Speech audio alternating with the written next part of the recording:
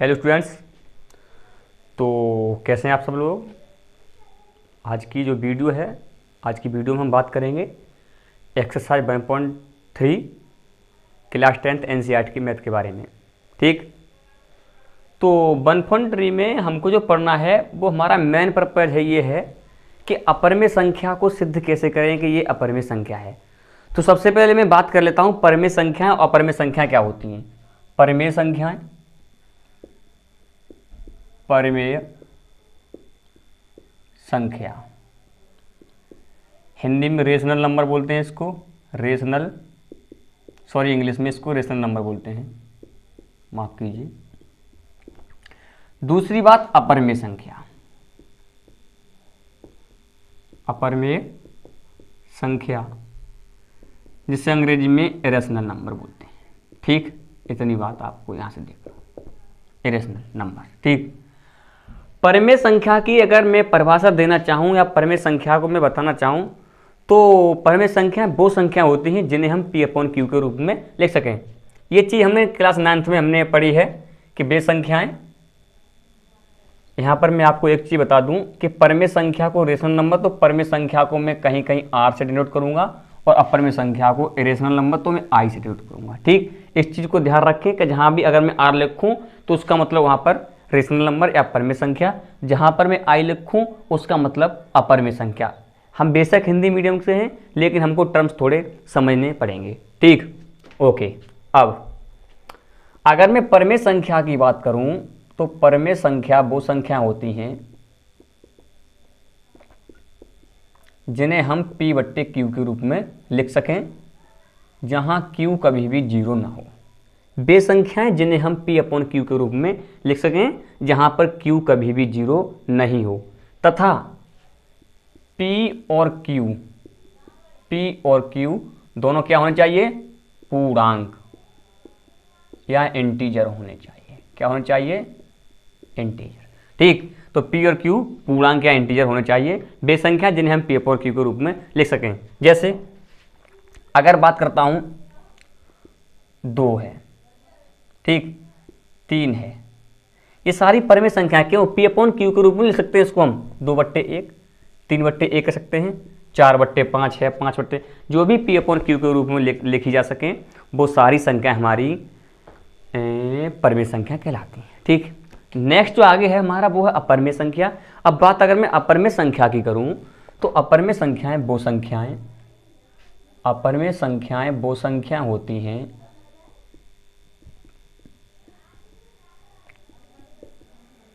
जिन्हें हम P/Q के रूप में नहीं लिख सकें। ठीक, तो वो सारी संख्याएं जो P/Q के रूप में नहीं लिखी जा सकें, केवल इतनी सी चीज़ अभी हम ध्यान में रखेंगे कि जो संख्या P/Q के रूप में लिखी जा सकें उनको हम परिमेय संख्याएं, जो संख्या P/Q के रूप में नहीं लिखी जा सकें उनको हम अपरिमेय संख्या बोलते हैं। ओके, आगे अब बात की जाए कि अपरिमेय संख्या फिर कौन सी संख्या होती हैं जो P/Q के रूप में नहीं लिखी जा सकती हैं।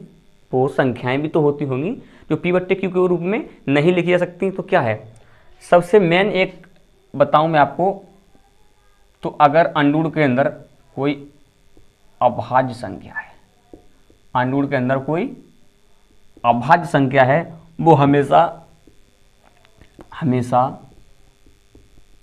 अपरिमेय, हमेशा अपरिमेय। ठीक, अगर अंडर रूट के अंदर कोई अभाज्य संख्या है या किसी भी अभाज्य संख्या का वर्गमूल हमेशा अपरिमेय होगा। ठीक, हमेशा अपरिमेय संख्या होगी।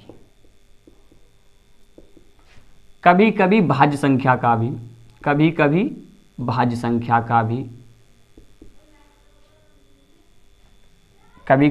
संख्या का वर्गमूल भी हमारा क्या हो सकता है, अपरिमेय हो सकता है। हो सकता है मतलब क्या, देखो 4 भाज्य है, 9 भी भाज्य है, 8 भी भाज्य है। ठीक, बड़ा ध्यान से देखेंगे तो अगर मैं √4 करता हूं तो इसका मतलब 2 आएगा, लेकिन 2 कैसा है, 2 हमारा परिमेय है। परिमेय क्यों है, क्योंकि 2/, हम एक इसको लिख सकते हैं P/Q के रूप में हम इसको लिख सकते हैं। बात अगर मैं √9 की करूं, √9, अरे अंडर रूट के अंदर भाज्य संख्या है, 9 कैसी है, भाज्य है, तो इसका भी 3 आएगा, ये भी परमेय है क्योंकि इसे भी मैं 3/1 के रूप में लिख सकता हूँ। ठीक, तो मैं यहाँ पर इनको परमेय दिखा रहा हूँ। ठीक, अब मैं बात करूँ √8, 2 भी हमारा कैसा है, 2 कैसा है, 2 भी हमारा, सॉरी 2 क्या, 8 भी हमारा भाज्य संख्या है। क्या संख्या है, भाज्य संख्या है, लेकिन इसका जो वर्गमूल आएगा वो हमारा अपरिमेय होगा। क्या होगा, अपरिमेय होगा। ठीक, तो अंडर भाज्य संख्या या भाज्य संख्या का वर्गमूल कभी अपरिमेय हो सकता है और परिमेय भी हो सकता है, अपरिमेय हो सकता है और परिमेय भी हो सकता है। ठीक, अपरिमेय और परिमेय दोनों हो सकता है। ठीक, आगे, या मैं इसको ऐसे भी लिख सकता हूं भाज्य संख्या की जगह, या मैं इसको लिख दूं अपूर्ण वर्ग संख्या का वर्गमूल। अपूर्ण वर्ग संख्या कोई यदि अंडर के अंडर है, कोई भी अपूर्ण वर्ग संख्या अंडर के अंदर है, तो वो वर्ग संख्या हमारी कैसी होगी, अभाज्य होगी। ठीक, तो वो संख्या हमारी अभाज्य नहीं, अपरिमेय होगी। ओके, इस चीज को ध्यान में रखें और इसको नोट कर लें वीडियो को पॉज करके, उसके बाद मैं आपको आगे बताता हूं। अब जो मैं बात करूंगा वो कुछ पॉइंट्स हमारे, वो आपको नोट करने हैं और ध्यान में रखने हैं। ठीक, वो पॉइंट क्या है कि यदि मैं अपरिमेय संख्या में अपरिमेय संख्या जोड़ूं, अपरिमेय में अपरिमेय संख्या जोड़ूं, तो हमारा जो योगफल आएगा वो भी अपरिमेय आएगा। कैसा आएगा, अपरिमेय। आप इसको ऐसे लिख सकते हैं i + i = i। ठीक, अपरिमेय में अगर मैं अपरिमेय जोड़ूं तो मेरा गुणनफल भी योगफल भी अपरिमेय ही आएगा। ठीक, यदि मैं अपरिमेय में परिमेय जोड़ूं, परिमेय को r लिख रहा हूं, ठीक है, इसको आप ध्यान रखेंगे कि अपरिमेय को मैं i लिख रहा हूं, परिमेय को r लिख रहा हूं, तो भी हमारा अपरिमेय आएगा। यदि अपरिमेय में से परिमेय घटाऊं तो भी मेरा अपरिमेय आएगा।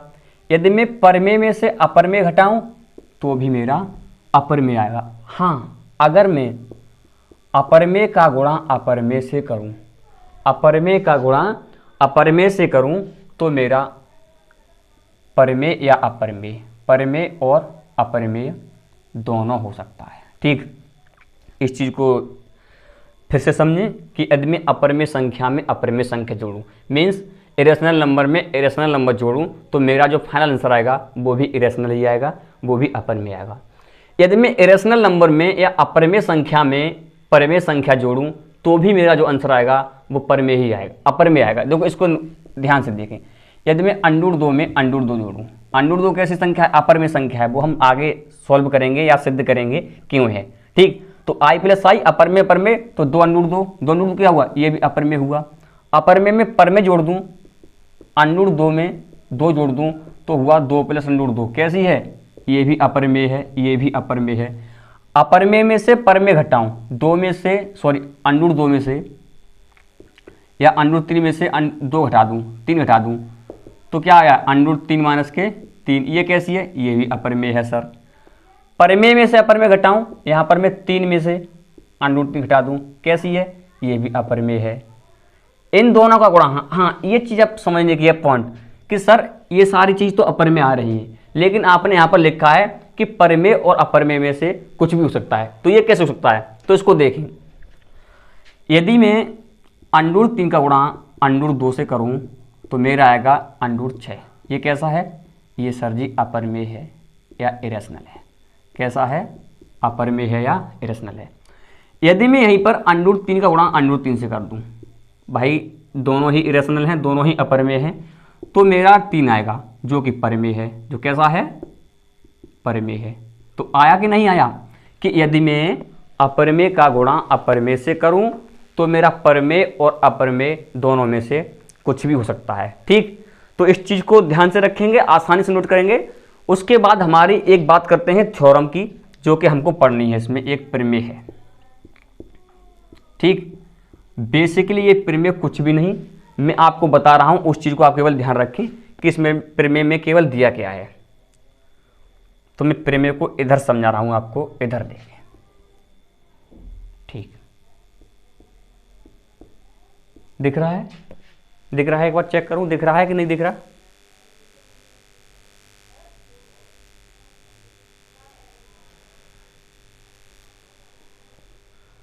दिख रहा है? अब भी नहीं दिख रहा आपको?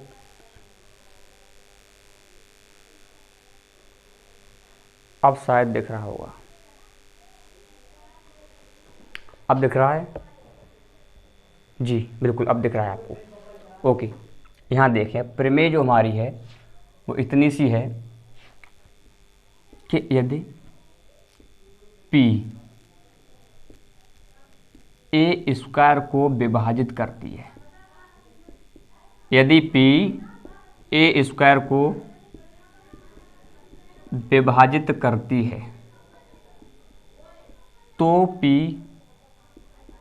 ए को भी विभाजित करेगी, तो P ए को भी विभाजित करेगी जहाँ P कोई अभाज्य संख्या है, जहाँ P कोई अभाज्य संख्या है। देखो समझो इस चीज को, केवल ये प्रमेय बोलती है कि यदि कोई अभाज्य संख्या P, यदि कोई अभाज्य संख्या P ए स्क्वायर को या किसी संख्या के वर्ग को डिवाइड करती है तो P उस संख्या को भी या ए को भी डिवाइड करेगी।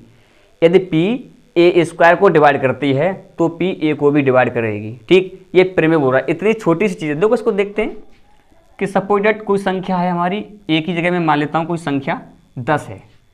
अब ए स्क्वायर 10 स्क्वायर को भेद कर रहा है हमारा, कितना ले लूँ, 5 ले लेता हूँ मैं। ठीक, कि 10 स्क्वायर को 5 डिवाइड कर रहा है, यहाँ से 100/5 20 बिल्कुल डिवाइड कर रहा है सर। 10 के स्क्वायर को, या ए के स्क्वायर है यहाँ पर, तो मैं यहाँ पर ए की जगह 10 ले रहा हूँ। 10 के स्क्वायर को हमारा P मैंने मान लिया 5 है, अभाज्य संख्या है 5, ये डिवाइड कर रहा है। ठीक, तो 20 टाइम, तो ये जो P 5 है वो 10 को भी डिवाइड करेगा। इस चीज़ को ये प्रमेय के कहना चाह रहा है कि 5 2 जा 10। ठीक, तो कर रहा है। केवल इतनी सी चीज़ें, इसको आप ध्यान में रखेंगे। तो इस प्रमेय में बिल्कुल कुछ नहीं है, लेकिन इसका यूज हमारे जो अपरिमेय संख्याओं को सिद्ध करना है उसमें इसका ही यूज है। ठीक, तो इस सारी चीज़ों को बहुत ध्यान से नोट कीजिए, वीडियो को पॉज करके इसको नोट कर लीजिए।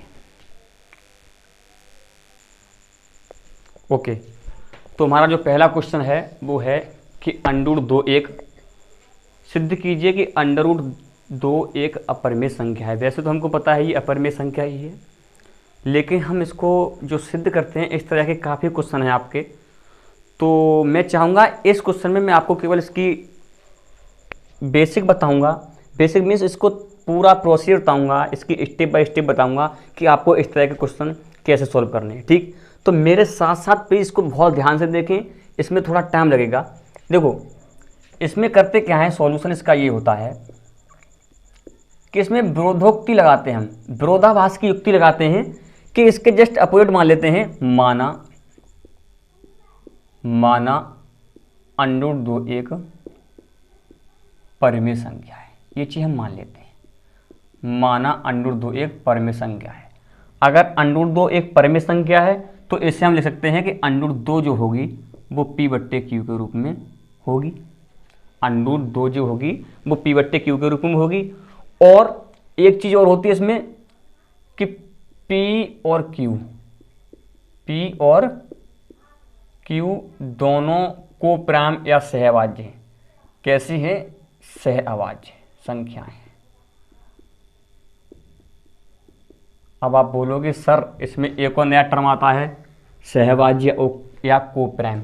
ये सहअभाज्य क्या होता है? तो उसके बारे में आप 2 लाइन सुन लीजिए कि जो सहअभाज्य संख्या होती है वो संख्याएं जिनका ACF 1 होता है, वो सारी संख्याएं वो 2 संख्याओं या संख्याओं का वह एवं जिनका ACF 1 होता है वो सहअभाज्य संख्याएं कहलाती हैं। जैसे मैं आपको अगर बताना चाहूँ तो 5 और 8 ले लें हम। ठीक, 6 और 7 ले लें। ठीक, 3 और 8 ले लें। इन सारी संख्याओं का अगर हम ACF पता करें तो इन सारी संख्याओं का ACF 1 आएगा। या वो संख्याएं जो किसी से कटती ना हो। ठीक, जो कभी अगर इसको P/Q के रूप में लिख लूँ मैं, 3/8 लिख लूँ मैं इसको, तो ये कट रहा है? नहीं कट रहा। तो ये क्या हो गया? सहअभाज्य संख्या होंगी या इनका ACF 1 हो। इस तरह से हम इसको समझ सकते हैं। तो सहअभाज्य संख्या जिनका ACF पूरी बात मैं यहाँ पर लिख रहा हूँ, इसको बहुत ध्यान से देखें, जिनका HCF बराबर क्या होगा, 1 होगा। अब यहाँ हमको जो करना है, तो मैं यहाँ पे यही चीज़ रिपीट कर रहा हूँ कि √2 बराबर P/Q। ठीक, अब √2 बराबर P/Q, या मैं यहाँ पे लिख सकता हूँ √2Q बराबर P। इसको मैं समीकरण फर्स्ट मान ले रहा हूँ। ठीक, √2Q बराबर P, दोनों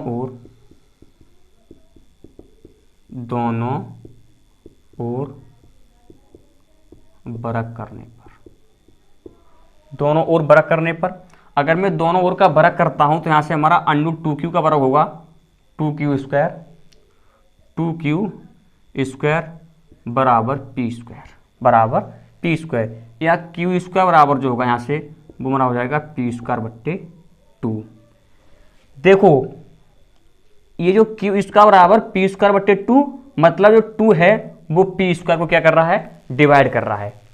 2 है वो P स्क्वायर को क्या कर रहा है, डिवाइड। तो हम लिख सकते हैं 2P स्क्वायर को विभाजित या डिवाइड करता है। अतः यह P को भी डिवाइड करेगा, अतः यह P को भी विभाजित करेगा। यह देखो क्यों, आप कहोगे कि क्यों करेगा P को डिवाइड, तो भाई साहब इससे पहले मैंने आपको थ्योरम पढ़ाई थी। थ्योरम कहती है यदि P A स्क्वायर को डिवाइड करता है तो P A को भी डिवाइड करेगा, जहां P कोई अभाज्य नंबर है। तो 2 क्या है, यहाँ पर अभाज्य नंबर है और ये P स्क्वायर को डिवाइड कर रहा है। P स्क्वायर को डिवाइड कर रहा है तो वो संख्या P को भी डिवाइड करेगा। अब P को डिवाइड करने के पश्चात मैं मानता हूं कि P को डिवाइड करने के पश्चात यहाँ कोई C आता है। क्या आता है, C आता है। ठीक, यहां से अब आगे की अगर मैं बात करूं तो यहां पर हम लिख सकते हैं इसको, या यहां से देखें कि P का मान, यहां से P का मान कितना आएगा, P का मान आ जाएगा 2C। इसको भी लिख लो। ठीक, P बराबर क्या आ जाएगा, 2C। तो यहां पर हम बढ़ेंगे आगे तो लिखेंगे P का मान समीकरण फर्स्ट में रखने पर। ये स्टेप सारी हमको करनी है इस तरह के सवालों में। तो समीकरण फर्स्ट कह रहा है √2Q बराबर P, √2Q बराबर P। P की जगह मैं लिखूंगा यहाँ पर 2C।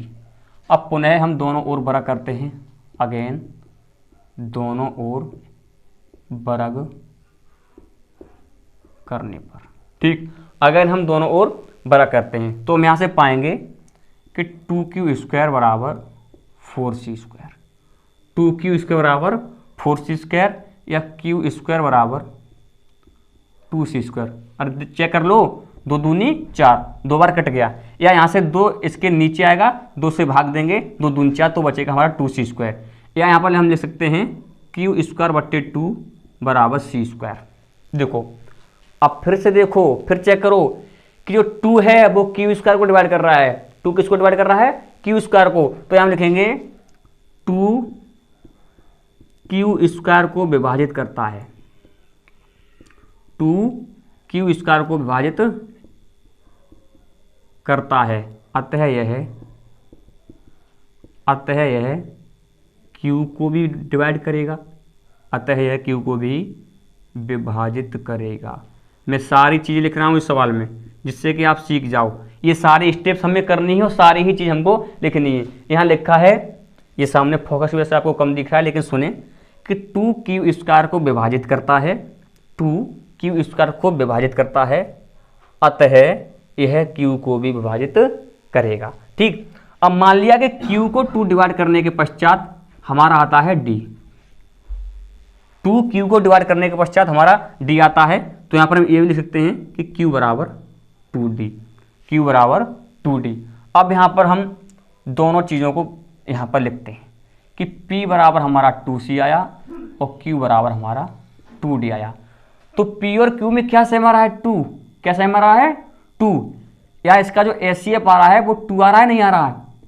अरे यहाँ से हम 2C को ऐसे भी लिख सकते हैं कि 2 इंटू C या 2 इंटू D। तो जो कॉमन होता है वो क्या होता है, इसका HCF होता है। तो इसमें 2 कॉमन है दोनों में, तो हमारा HCF P का और Q का कितना आ रहा है 2। लेकिन भाई साहब यहाँ पर इसने कहा था कि P और Q दोनों सहभाज्य संख्या हैं जिनका HCF कितना होता है 1 होता है। इसने यहाँ पर कहा था कि P और Q दोनों सहभाज्य हैं और जिनका HCF 1 होता है, लेकिन हमने तो इसका HCF 2 निकाल दिया। तो कहीं ना कहीं हमारी गलती हुई है। और वो गलती कहाँ हुई है? वो गलती यह हुई है कि हमने √2 को एक परमेय संख्या मान लिया। हमने √2 को क्या मान लिया? परमेय संख्या है, जो कि एक्चुअल में परमेय नहीं है। तो हम यहां लिखेंगे हमने त्रुटिपूर्ण कल्पना की है कि √2 एक परमेय संख्या है। हमने जो कल्पना की थी कि √2 एक परमेय संख्या है, वो हमने त्रुटिपूर्ण या गलती से की है, परमेय संख्या है। लेकिन वास्तव में √2 एक अपरमेय संख्या है। ठीक, फिर यहां समझें कि हमारा HCF आया 2 इसका, ठीक। लेकिन इसने पहले ही बोल दिया था कि P और Q दोनों सहभाज संख्या हैं जिनका HCF कितना आना चाहिए 1। सहभाज संख्याओं का HCF 1 आता है। तो यहाँ पर हम लिखेंगे कि हमने क्यों आया ये 2, क्योंकि हमने कोई ना कोई गलती की है। वो गलती क्या की है कि हमने √2 को अपरमेय संख्या है, इसको परमेय मान लिया। इसको क्या मान लिया? परमेय मान लिया। तो यहाँ पर सीधी भाषा में लिखेंगे हमने त्रुटिपूर्ण कल्पना की है कि √2 एक परमेय संख्या है, लेकिन वास्तव में √2 एक अपरमेय संख्या है। तो ठीक, प्लीज वीडियो को पॉज करके इसको नोट कर लीजिए। तो नेक्स्ट क्वेश्चन हमारा बोलता है 2 नंबर कि सिद्ध कीजिए कि √3 एक अपरमेय संख्या है। सिद्ध कीजिए √3 एक अपरमेय संख्या है। तो इसमें √2, इसमें √3 की बात हो रही है। दोनों का प्रोसेस बिल्कुल सेम है, तो मेरे साथ साथ उसको कीजिए प्लीज। माना वही सेम प्रोसीजर लास्ट वाला, इस बार थोड़ी जल्दी करेंगे, हम स्पीड से करेंगे। माना कि √3 एक परमेय संख्या है, वही विरोध वाली युक्ति लगाते हैं, परमेय संख्या है।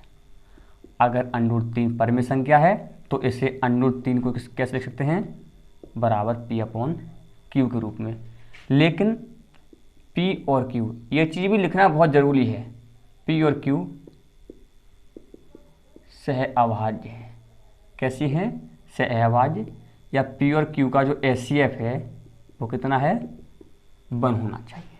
ठीक, वही चीज़ मैं यहाँ पर लिख रहा हूँ कि √3 बराबर P/Q, √3 बराबर P/Q या √3Q बराबर P। दोनों ओर अब क्या करेंगे? इसको समीकरण फर्स्ट मान लें। दोनों ओर क्या करेंगे? वर्ग। तो दोनों ओर वर्ग करने पर, दोनों ओर वर्ग करेंगे तो √3 का वर्ग 3, Q का Q², उधर P का P²। 3Q² बराबर P²। या मैं इसको लिख सकता हूं कि Q² बराबर P²/3। Q² बराबर P²/3। अब यहां से देखो 3 P² को डिवाइड कर रहा है। 3 कैसा है? अभाज्य। थ्योरम भी हमारा ये कहता था अगर कोई अभाज्य संख्या किसी A² को डिवाइड करती है तो ये 3 हमारी अभाज्य संख्या है, वो P² को डिवाइड कर रही है। तो हम लिखेंगे 3 P² को डिवाइड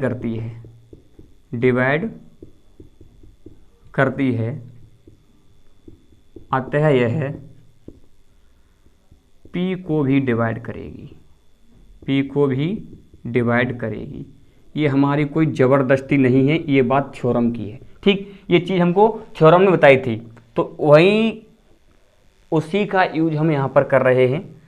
तो माना कि P को 3 डिवाइड करने के पश्चात कोई आता है C, या यहाँ से हम लिख सकते हैं P बराबर 3C। P बराबर 3C। अब यहाँ पर समीकरण फर्स्ट में, समीकरण जो हमारा फर्स्ट है उसमें P का मान रखने पर, तो समीकरण फर्स्ट हमारा कहता है √3Q बराबर P की जगह हम लिखेंगे 3C। ठीक, कोई दिक्कत नहीं। दोनों ओर हम पुनः वर्ग करेंगे, या दोनों ओर वर्ग करने पर टेक बोथ साइड स्क्वायर, दोनों ओर वर्ग करने पर यहाँ से हमारा आएगा √3 का वर्ग 3, क्यू का क्यू स्क्वायर, 3 का 9, सी का सी स्क्वायर, ये आया हमारा यहाँ से। यहाँ से हम लिख सकते हैं क्यू स्क्वायर बराबर 9c स्क्वायर बट्टे 3, 3 तिया 9, तो क्यू स्क्वायर बराबर यहाँ से आएगा 3c स्क्वायर। यहाँ से क्यू स्क्वायर बट्टे 3 बराबर सी स्क्वायर। यहाँ भी चेक कर लो, जो 3 है अभाज्य संख्या है 3, वो क्यू स्क्वायर को डिवाइड कर रहा है। अगर 3 क्यू स्क्वायर को डिवाइड करेगा तो 3 क्यू को भी डिवाइड करेगा अकॉर्डिंग टू थ्योरम के अनुसार। यदि 3 हमारा क्यू स्क्वायर को डिवाइड कर रहा है, 3 जो कि एक अभाज्य संख्या है, ब्रैकेट में लिख रहा हूँ, क्यू स्क्वायर को डिवाइड करता है तो यह क्यू को भी डिवाइड करेगा अकॉर्डिंग टू थ्योरम। ठीक, तो माना कि क्यू को डिवाइड करने के पश्चात कोई आता है डी। ठीक, क्यू को डिवाइड करने के बाद कोई वैल्यू आती है डी, तो या क्यू बराबर यहाँ से हो जाएगा हमारा 3D, क्यू बराबर 3D। तो यहाँ पर हम इसी चीज़ को दोबारा से लिख रहे हैं कि P का जो मान आया था वो आया हमारा 3C और Q का मान आया 3D। HCF कितना आ रहा है भाई साहब? आप बोलोगे सर 3। हमने यहाँ पर क्या कहा था? हमने यहाँ कहा था कि P और Q सहभाज्य, अगर सहभाज्य है तो P और Q का HCF कितना होना चाहिए? 1, लेकिन P और Q का HCF यहाँ पर आ रहा है हमारा 3। तो यहाँ पर हम कह सकते हैं कि हमने कोई गलती की है। वो गलती क्या की है? वो गलती बस यही कि हमने √3 को अपरमेय की जगह परमेय मान लिया। ये हमारी क्या हुई? गलती हो गई। तो यहाँ पर हम लिख सकते हैं हमने त्रुटिपूर्ण कल्पना की, मैं बोल रहा हूँ आप खुद लिखें, हमने त्रुटिपूर्ण कल्पना की कि √3 एक परमेय संख्या है। पिछले के हिसाब से आप खुद लिख लेना कि √3 एक परमेय संख्या है, जबकि वास्तव में यह √3 जो है वो एक अपरमेय संख्या है। तो प्लीज़ वीडियो को पॉज करके इसको नोट कर लीजिए।